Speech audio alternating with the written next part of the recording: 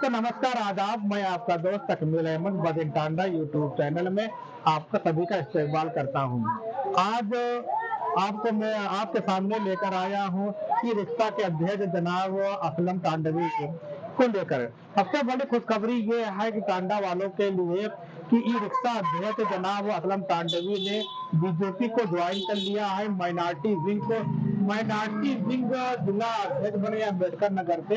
हम इस पे आपके बारे में आपसे बात करेंगे कि आपने बीजेपी को ही क्यों ज्वाइन किया। बहुत सारी पार्टियां थी, तो सबसे पहले हमारी टीम आपका इस्तेमाल करती है। जी शुक्रिया।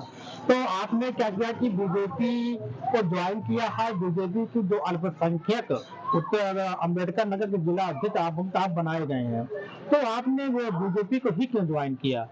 आपने राजनीति की शुरुआत और बहुत सारी राष्ट्रीय पार्टियां हैं, कांग्रेस है, फिर बसपा है, आप पार्टियां हैं, या फिर समाजवादी पार्टी, क्षेत्रीय पार्टी है, आपने उसका दामन नहीं थामा लेकिन बीजेपी का ही क्यों थामा।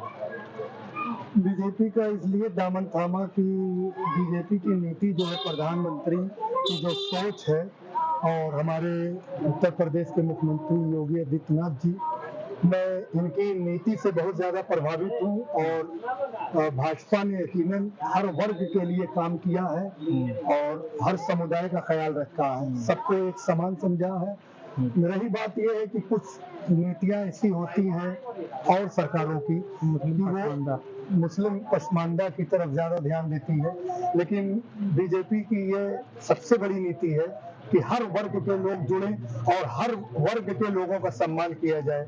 इसलिए बहुत ज्यादा प्रभावित होकर मैंने बीजेपी ज्वाइन की और मैं चाहता हूं कि आने वाले समय में मुझे भारतीय अल्पसंख्यक मोर्चा समिति जो संगठित की गई है, हमारे प्रदेश राष्ट्रीय अध्यक्ष अखलाक अहमद सिद्दीकी साहब के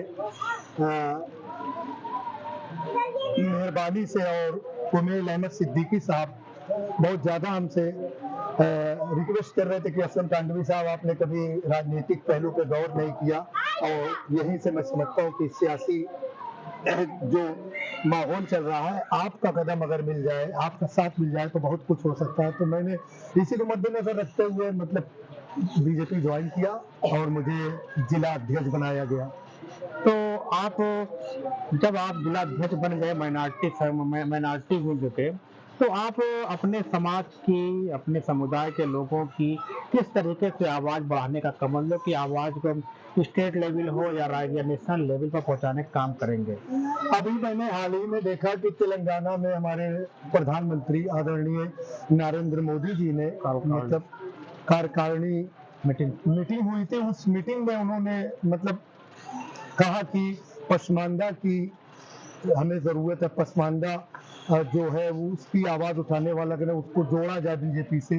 तो ये बात मुझे बहुत अच्छी लगी कि हमारी बात, हम इसलिए आए बीजेपी में कि बीजेपी में आने के बाद से हम अपने समाज की बात आगे तक पहुंचाने की पूरी कोशिश करेंगे और उनकी हर सुख दुख में खड़े रहेंगे। और मैं ये चाहता हूँ कि अगर मुझे पद मिला है, पद की गर्मा को ना इस मद्देनजर रखते हुए, बल्कि ये कहूँगा कि अगर इतना बड़ा पद दिया, जिलाध्यक्ष बनाया गया अल्पसंख्यक समाज का, तो मैं अपने समाज के लोगों की आवाज़ को बुलंद करूँ और लखनऊ से लेकर दिल्ली तक पहुँचाऊँ।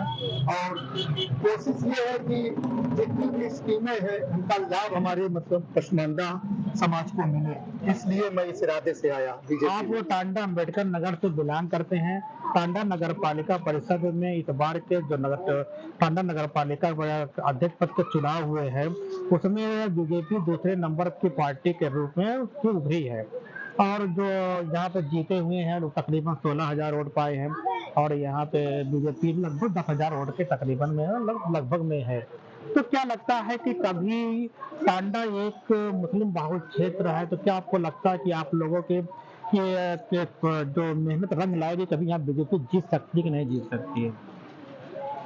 पूरी कोशिश यही है कि बीजेपी का जनाधार जो है, अब के इलेक्शन में टांडा नगर पालिका परिषद का जो चेयरपर्सन का इलेक्शन हुआ, उसमें जनाधार बीजेपी का बढ़ा और आने वाले समय में 5 साल के बाद मुझे पूरी उम्मीद है कि हम लोग पूरी निष्ठा ईमानदारी से अगर अपने क्षेत्र में काम करेंगे, जिले के अंदर काम करेंगे, तो और जनाधार बढ़ेगा और आने वाले वक्त में चेयरपर्सन ही नहीं बल्कि टांडा सीट भी जिताने का काम करें 5 विधानसभाओं में।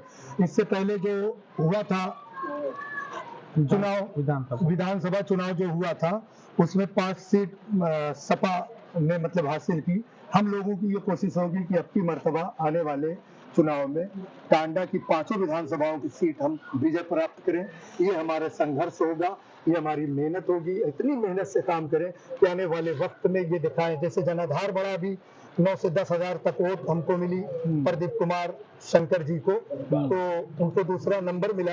हार तो उन्हें नसीब हुई लेकिन जनाधार बढ़ा। तो आने वाले वक्त में इस कमी को भी हम दूर करेंगे और अपने संगठन में अपने पसमानदा तबके को जोड़ने की कोशिश करेंगे, अपने समाज के लोगों को जोड़ने की कोशिश करेंगे, ताकि आने वाले चाहे वो नगर पालिका चुनाव हो, चाहे विधानसभा चुनाव हो, चाहे लोकसभा चुनाव हो, हर में 2024 में फिर हमको मोदी जी को प्रधानमंत्री बनाना है। इसी संकल्प को लेकर हम आगे अपना कार्य करेंगे। अब लास्ट में हमारे चैनल के माध्यम से अम्बेडकर नगर के आप पसमानदा समाज को या सभी को क्या मैसेज देना चाहेंगे? अपने समाज से सिर्फ मैं यही कहूँगा कि देखिए, आप लोग बीजेपी से जुड़िए, उसकी नीति को समझने की कोशिश कीजिए। आपके हक में कोई ऐसा काम नहीं हो रहा। कुछ उसमें ऐसे लोग हैं कि जो मतलब जाके अपनी चापलूसी के जरिए मतलब कुछ गलत फैसला लेते हैं, लेकिन मोदी जी की जो सोच है, जो माननीय मुख्यमंत्री योगी आदित्यनाथ जी की सोच है, उससे आप सहमत हो जाइए। आपके लिए बहुत कुछ किया है और बहुत कुछ करने का जज्बा है बीजेपी पार्टी के अंदर, और आने वाले वक्त में आपका सारा काम होगा। वही बात ये है कि आप पहले जुड़ के देखिए, जुड़ने की अपील कर रहा हूँ जी।